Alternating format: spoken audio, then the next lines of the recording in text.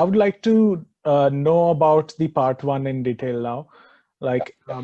how did you study for that? What resources you used, and what part one is like?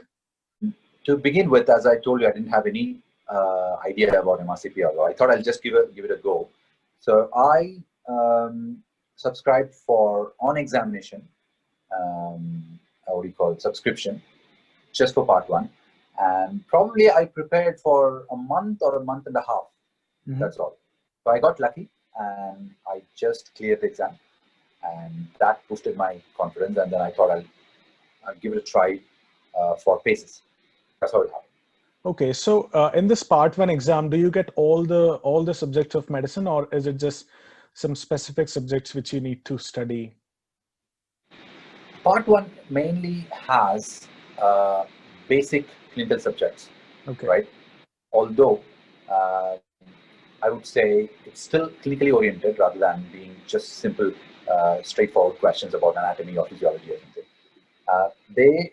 They are testing you about basic sciences like the anatomy, physiology, biochemistry, and some what do you call all those subjects, but in a simple way rather than more complicated way.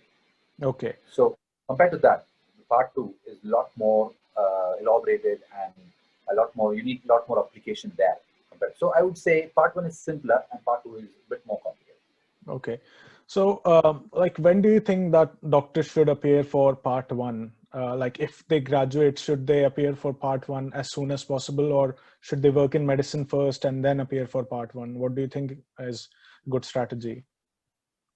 When I did that, I didn't have any idea, but over a period of time after that, and listening to my colleagues and other students who gave exams, Mhm. I I suggest that you should give them as soon as you finish your F1 or internship as an international Okay. the knowledge what you require for the exam. Okay. So as soon as you finish, internship or F1, if you give them, they're more likely to chance. I don't know the exact statistics, but that's what I think. Okay. I think this goes on for a lot of exams, which includes MRCS part one as well, that they have very high pass rates when you appear in them after your internship, when you have fresh concepts of medical school, because I think when you start working, then you tend to forget all those physiology concepts and all those stroke volume curves and all those things. So I think You're it's right. a very Yeah, good idea to appear for all the part one exams for any of the specialties as soon as you graduate. absolutely.